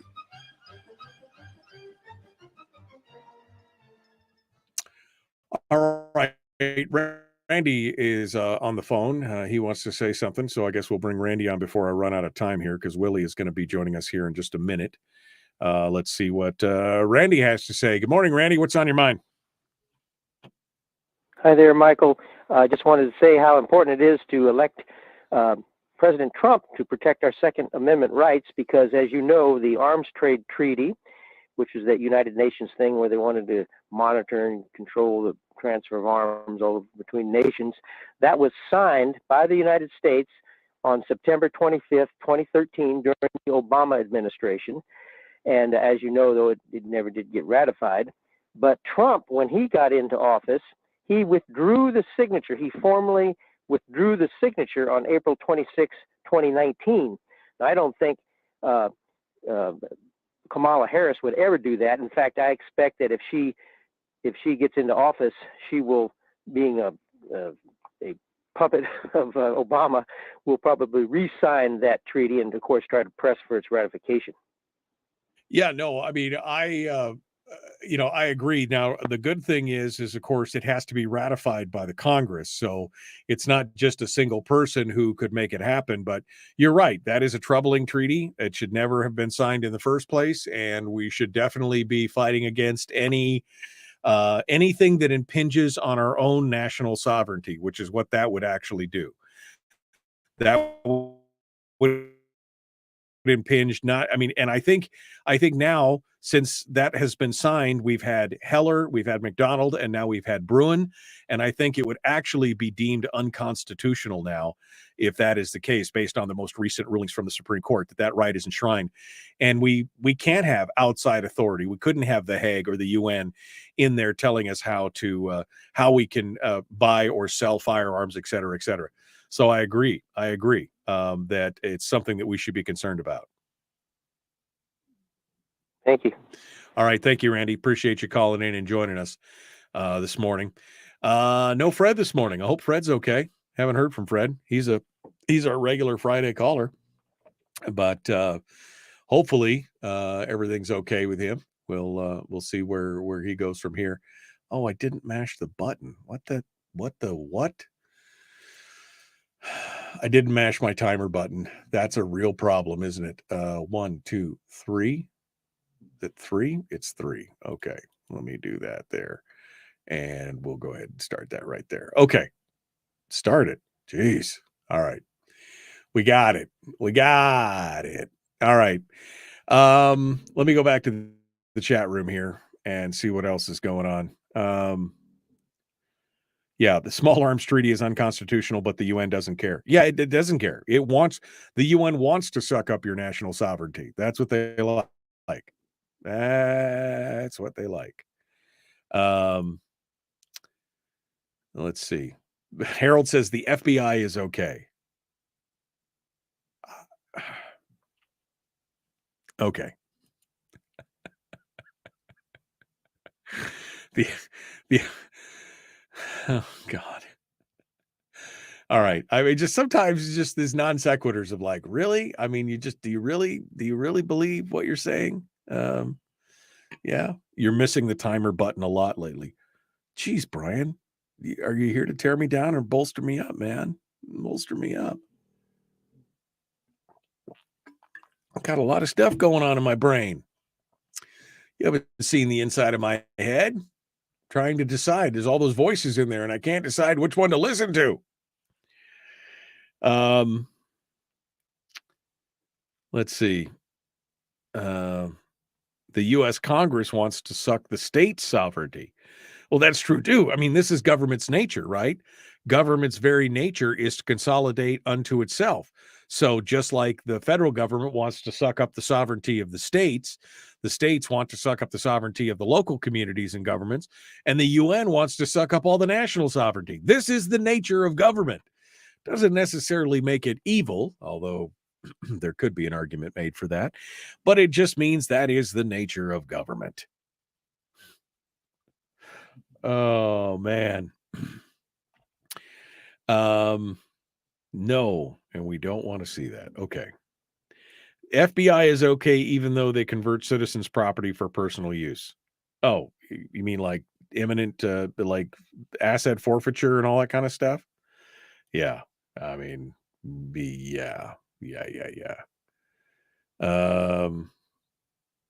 It would make sense that Tim Waltz would be wearing outfits from Dick's Sporting Goods. Both are anti-gun.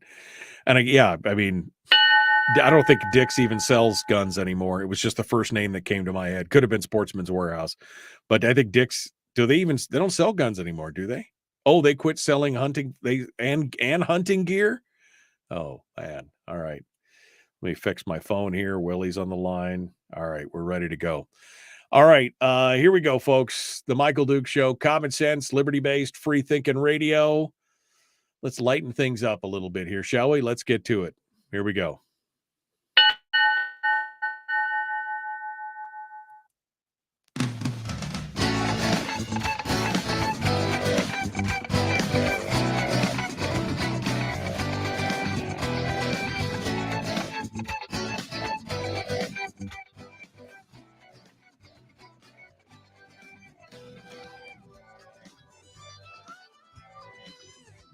Okay, it's the weekend. It's the sneeze. I just sneezed. Holy cow, that almost hurt. It did hurt. Ow. You ever tried to hold in a sneeze and hit the mute button at the same time? Welcome to the program. It is Friday. I'm so glad it's Friday, man. Willie Waffle, wafflemovies.com, the man who never sneezes less than 5 times in a row. Hello, my friend. How are you?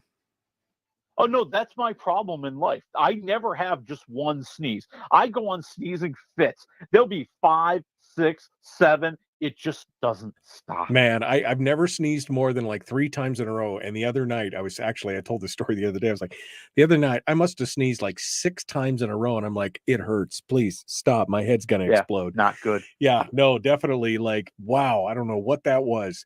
Why? You remember ye olden days, Willie, when they used to do snuff? And I'm like, why would you put something in your nose that made you sneeze? I don't understand. I just don't understand.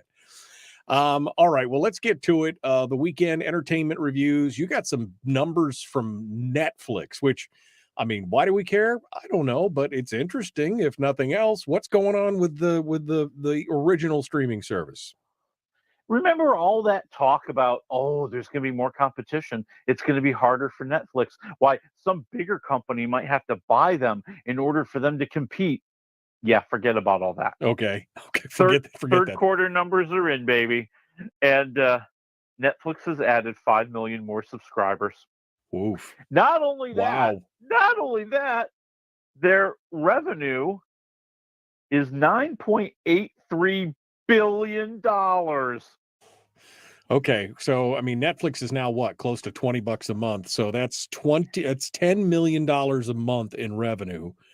Yeah, I don't think they're probably hurting that much. Do you? I mean, it seems like that must be okay. They seem to be doing great. Their operating margin went up 30% because on that $9.83 billion of revenue, their operating income was $2.91 billion. Now, I can't do math that fast, but that looks like a lot of profit to me. Yeah, that looks like a significant amount. Remember when Netflix was so undervalued or overvalued and everybody was like, oh, I don't know if this is going to work. Well, apparently, if you stick it out, apparently it works. So that's... Well, and I think adding this ad tier has really helped them. They've only been adding subscribers since they brought this in. And their argument was there are people that will put up with the ads if they get to pay less money. And they were right. Now, I'm not one of them, but they were right. I was just going to say, they're totally wrong, but apparently they're right. I will not tolerate ads unless I absolutely have to. All right, well, good deal. I guess that means they'll be around for a while, so we can expect our favorite streaming service to continue. Let's move over to the entertainment stuff. Big Bang Theory. Now, I've never seen a single episode of Big Bang Theory, but my wife got sucked into Young Sheldon here recently, and I sat through an episode or two of it with her, and it was kind of funny. It was kind of funny, but this is like becoming the Big Bang universe kind of thing, right? I mean, they're doing all kinds of stuff with it. Tell me about the latest deal. Oh, yeah, they are. First of all, by the way, I love Young Sheldon. It's actually one of my favorite programs. I have seen every episode. And it was a spinoff of Big Bang Theory as we met Sheldon as an older adult there. Well, now they're going to have a 4th series because their 3rd series premiered last night on CBS, George and Mandy's First Marriage, which isn't all that funny. And so they're looking at this 4th series. It is a Big Bang Theory spinoff that is going to focus in on some of the lesser Big Bang Theory characters. It's going to be on Max, the streaming home, and it's going to feature Brian Posen, Lauren Lapkus, and Kevin Sussman. And if you're Big Bang Theory fans, you know that 2 of them had that little comic book store. And it's making me think, they're going to do a series about what happens at the comic book store. And how convenient, maybe Sheldon and the gang could come in every once in a while to buy some stuff. Okay. Yeah, so that's where now, but here's the thing. They've been developing this thing for like a year and a half. Like, at some point, you got to move forward. And maybe they're going to move forward, but they don't really have a date. They don't have a name. They don't have a show theme or anything like that. They don't seem to have anything other than we're going to do a Big Bang Theory spinoff, and now these 3 are going to be in it. Well, that's a year and a half of work. I'd like to get paid to do as little as that in a year and a half. I mean, do you get paid if you're just sitting around waiting for them to develop it? I mean, I don't know how it works, but Well, somebody's getting paid, baby. This is this show is a phenomenon. Like I said, I mean, I've got lots of friends who watch it. I've never been newsflash for people out there. I've never been one for like sitcoms. It's just not, I don't know. I mean, I've seen a few episodes of Friends. I've seen a few episodes of Seinfeld, and I don't know, it just was never my thing. I don't know why. Maybe it was just, I don't know. But everybody seems to love it, and if everybody's going to make money and it's going to be good, we'll keep it going. So, all right. So Big Bang Theory, when is it supposed to come out? Anybody know yet? We don't know. It's still in development. Wow. All they've done is they've hired 3 people and they've said we're gonna do a spinoff. Okay. All right. Well, we'll have to see what happens with there. The only thing that might make me watch the Oscars if it's hosted by Deadpool and maybe the Wolverine. I guess this is the latest thing in Hollywood, right? I mean, this is the way to get people to watch the Oscars because it's so irrelevant. Yep. Well, and that's the thing. So the Oscars, there's been a lot of buzz this week, a lot of rumors about who's going to host because Jimmy Kimmel said that he's not going to do it. They were turned down by John Mulaney, and all the other award shows have their hosts already. So there's a little bit of pressure on the Academy to let's sign somebody up here. We got to get somebody rolling. I mean, it does take a lot of time to get prepared. Well, the new theory that's going around, and the new rumor / theory, is that they don't want to get just like one host, but a series of hosts, kind of like, pairing up people that will kind of do a portion of the show, then hand off to the next pair of people. Okay. And the 2 people at the top of the list, yes, would be Ryan Reynolds and Hugh Jackman. They are being considered as the best get in that whole group of rotating hosts. And they throw, there's a bunch of other names that are out there. Will Ferrell and Amy Poehler, The Rock, Dwayne Johnson could do it. But the real gem in all that is going to be Ryan Reynolds and Hugh Jackman. And Hugh Jackman, who has hosted the Oscars before and did a pretty good job, if I may say so. Right. So I think it could work. I think the big question is, they're obviously engaging and charming enough to keep you interested for 3 hours. Right. But if they have to play it safe for 3 hours, will it be as funny? I don't know. I mean, will it save the Oscars? My prediction is no. No, it's not.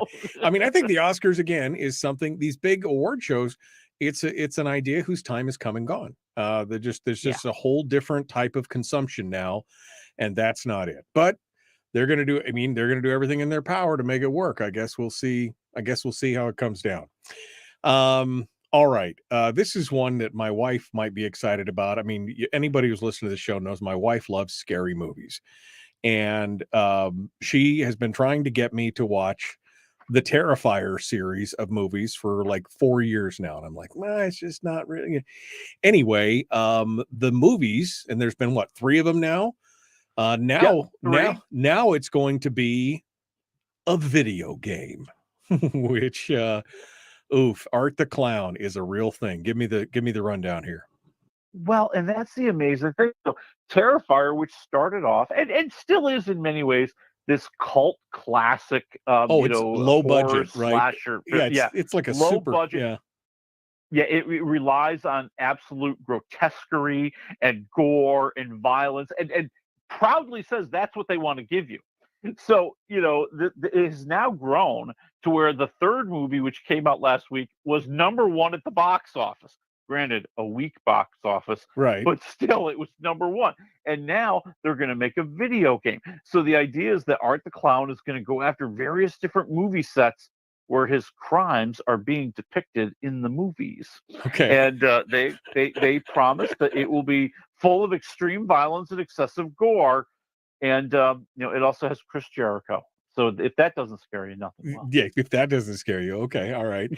I threw that one out there for the wrestling fans. Yeah, just in case you were wondering. Yeah, I mean, these movies were so bad, people were passing out, people were throwing up, people were I mean, it was like this.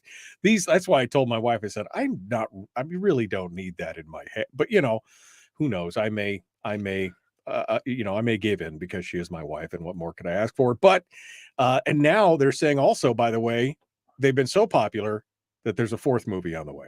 Yes, there will be a fourth movie. You have to understand the mindset of the people who have made this movie. And I am not judging, okay? But their mindset is when people at the preview screenings were leaving and one person lost their lunch, they felt this was a good thing and it would be a great marketing tool for their movie. That's a great screen Turns test. out they were right. Yeah, They were right. That's a great screen test, and it has a huge following. Like I said, this is low budget movie, just a huge following. It's kind of weird and scary that people are jumping at this, but who am I to judge? All right, well, let's move over to the movies and the streams. We've got about 4.5 minutes here. Where do you want to start? Let us start with, are you smarter than a celebrity? Yes, I am. Yes, probably, yes. No, not much doubt there. Yes, this is the Amazon Prime series that is hosted by none other than Mr. Taylor Swift, also known as Kansas City Chiefs tight end Travis Kelce. Okay. Who's not actually married to her yet. Yeah, but right. Yeah, exactly. This is how he's really gotten famous. Football fans like me, we've known who he is, but now everybody knows who he is because of the whole relationship. Yeah. And because of this relationship and this now rising profile that he has, why he's been given a chance to host a game show. And it's a redo of, you might remember, Are You Smarter Than a Fifth Grader? Except now they bring in celebrities to try to help them answer questions from the first, second, third, fourth, and fifth grade levels. Right. And then if you're really smart, you go for the big finale where you have to answer a sixth grade level question. Oh man, that's tough. Yeah. It's like the anti-Jeopardy. Yeah, exactly. I guess the only one that I wouldn't want to compete against is Natalie Portman. I don't really like her as a person, but she's she's smart. She's a physicist. She was getting she got a doctorate in physics while she was making a movie. I can't remember which one she was, but she was doing it on the side. And I'm like, okay, that's the only one that I wouldn't want to try and match wits with. All right, negative. Well, and Jodie Foster. And Jodie Foster. Yeah, that's true. That's true. Negative 1 to 4 waffles. What do you think for this? Have you seen it? Have you watched it? I'm at 2.5 waffles. Listen, the show is okay. The celebrities bring, I think, a lot of comedy and fun to it. Kelce is a passable host, and I wanted him to stink. I wanted him to be 100% train wreck. Right. But he's just doing okay. All right. Next movie quickly here. 2 minutes left. Okay. All right, then let's blow through Smile 2. That's right. The Smile movie has a sequel, and in this sequel, we have a pop superstar played by Naomi Scott, who's on her way to go off on a global tour. It's a comeback tour because she's tortured by the horrible, horrible car accident a year ago that took her boyfriend and has tortured her.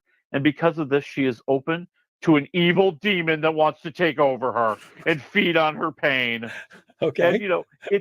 And listen, I think that there's some great sequences. The whole catch is when the demon's trying to get her, it presents itself in somebody else and the weird smile comes up on the screen and on the person, and that's just stinking cool. Okay. And I think there's a lot of good tension here, a lot of good building.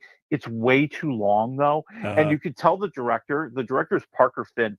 So Smile was his first movie and he had no budget. The second movie, he's got a bigger budget. So now he wants to show you what he can do with a bigger budget. Right. And I think he overdoes it. Okay. But I'm at 2.5. 2.5 waffles. 2.5 waffles. All right. 90 seconds or so here for the final one, a new Netflix movie. Woman of the Hour. Best movie of the week, directed and starring Anna Kendrick. And she plays Cheryl Bradshaw in the true story of a young Hollywood actress whose career is going nowhere very, very fast in the 1970s. And she gets an opportunity to appear on The Dating Game. And who's one of the contestants? A serial killer. Oh my God. Okay, I mean, this is a true story, right? So This is a true story. So, okay. So if you don't know the story is amazing. So so of the three men, one of them was Rodney Alcala, who was one of the most notorious serial killers in all of American history. They don't even know how many people that unfortunately he murdered. Wow. And he was in and out of jail. and he was on the show. He was faking that he was a photographer. This is how he would lure women in and victimize them. Okay. And nobody knew this. All right. Negative And one to she negative is 1 to on 4. the show. Negative 1 to 4 waffles. Give it to me quick here. I'm out of time. 3.5 waffles. Oh, Fantastic. oh man, we're going to talk about this some more. Thanks, folks. We're out of time. Be kind. Love one another. Live well. We'll see you on Monday.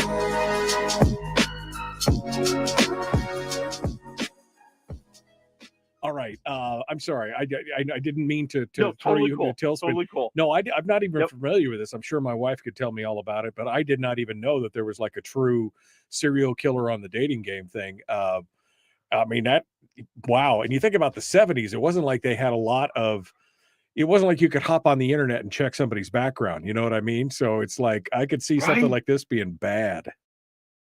Oh, it's horrible. I mean, if this happened today, it would be one of the biggest scandals in all of television. You're right, because nobody knew he was a serial killer at the time. Let's make that clear. But this is a guy, like, if they, these days they would do a criminal background check on this guy, and they go, there is no way he's going to be on the show. I mean, he had been in jail, he'd served time. I forget, it was a bad crime. I mean, it was not a good crime. Then he got out. And he started traveling around the country, and he was killing women all along the way. And shortly after he was on the dating game, there was an investigation into one of the murders, and they found the evidence that led them to him, and he was arrested maybe like a year later. Oh man! But here he was. He had been on the dating game, for God's sake. And I'm not giving away anything in the movie. I think a lot of people know the story. She had actually picked him. Oof! She had actually picked him, and after that, realized what a horrible mistake she had made. Man, and I'll just leave it at that. But, man, it's horrifying. And it's really weird, because if you watch the clips, like I've seen the clips of his appearance on Dating Game, and he's a good-looking guy. I mean, you can't take that away. And he can be very charming, but he had this odd little air about him. And they talk about, like, backstage, the producers are like, this guy's kind of weird. And the other male contestants were like, this guy is really weird. And so and what they figured out later, and this is the really scary part. Some of the answers he was giving on the show were somewhat resembled the crimes he had committed. Like, if you look back now and you hear what he says, you go, oh my God, he is a serial killer. Oh, jeez. And so that's what's so shocking about it. That's what's so and you see that. You see that in the movie, because it's a really cool structure. I mean, like, we know his deal, right? Like we see everything leading up to him. Like, so we learn about his criminal past and everything. We learn about her past and then the struggles that she has in Hollywood, and how they end up coming together in this horrible climax. Wow, so it's really good. Anna Kendrick does some good stuff. I do like her. And, very good. And if you're saying it's 3.5 waffles, I can't really say no to that. We'll have to guess. And of course, Terry's going to be all about that. So we're going to have to check that out. Well, and Terry has something else to be excited about. Yeah. I don't know if you guys have Max, but this weekend is the premiere of Maxine, which I know Terry's been she's been waiting. Yeah, she's been waiting for that. Yep. And she is waiting for your review of the Terrifier 3 as well. I will tell you that. So oh God. I don't know if I can bring myself to actually see Terrifier 3. I'm just going to be honest. That is a level of that is a level of violence and gore that I don't think I can handle. Just not ready for it. I'm kind of with you on that. I'm willing to admit it. Yeah, I'm kind of with you on that. Like I said, I keep telling her, I'm like, do I really? I don't know if I. Oh no, you've got to watch it. I'm like, I just don't know. Anyway, I guess we'll have to see what it looks like when it's all said and done. All right, my friend. Well, awesome. That's I guess that's it. I guess we're up against it. What's happening next week? Next week is the hopefully last Venom movie. Hopefully. Wow. There's no predisposition there, is there? I mean, it's just like No, not at all. We'll have to see how that is. I reveal my bias. Exactly. That's what we do. All right. Willie Waffle, wafflemovies.com. Thank you, my friend. As always, great to talk with you. We will talk with you again next weekend. Talk to you then. All right, my friends. Thank you for coming in. We will see you Monday. Be kind, love one another, live well, be productive this weekend. I'm going to be ultimately productive. We will see you next week. Have a good one.